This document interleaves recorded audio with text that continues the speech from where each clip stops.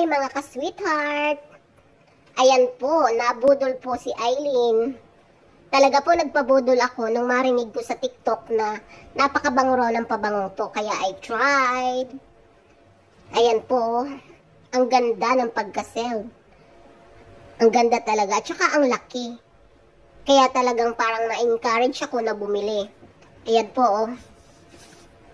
Ayan, bumili ang lola nyo. Pero, hindi natin makikita sa ganda.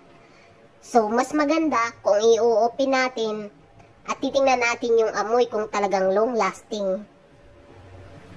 Ayan, inopen ko na siya mga ka-sweetheart. Try din natin yung amoy niya kung mabango. Ayan, sa bote pa lang may in love ka na. Di po ba ang ganda? So, try natin yung amoy. Ang bango. Ayan, itranay pa sa liig. At ayan po, nagpabudol ulit ako. Ayan po, may isa pa.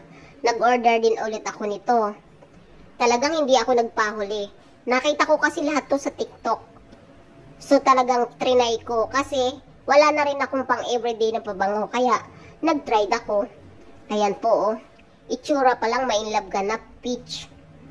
Ayan po ang kulay pink. Murang pink.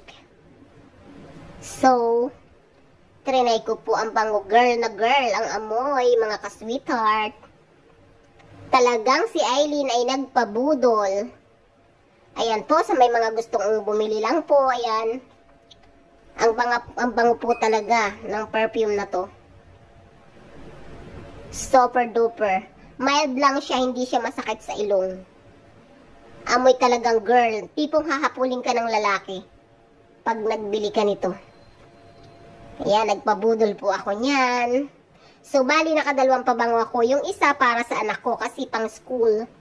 Tapos yung isa sa akin naman pang everyday. Ayan po, nabudol ako ng dalawang pabango. Ayan po, trinay ko na siya. So, bili na rin po kayo sa may mga gustong bumili. Bili na po rin kayo. Kasi hindi po naman kayo magsisisi pag bumili kayo nito. Ang bango talaga. At talagang hahabulin kayo ng mga manliligaw nyo. Joke! Ng mga crush pala. Ng mga crush nyo. Pag naamoy yung pabango nyo, tipong lilingunin kayo kung saan ang gagaling yung amoy na yun. Yan, mga ka-sweetheart. So, magpabudol na rin po kayo. Thank you for watching. Bye-bye. Mwah.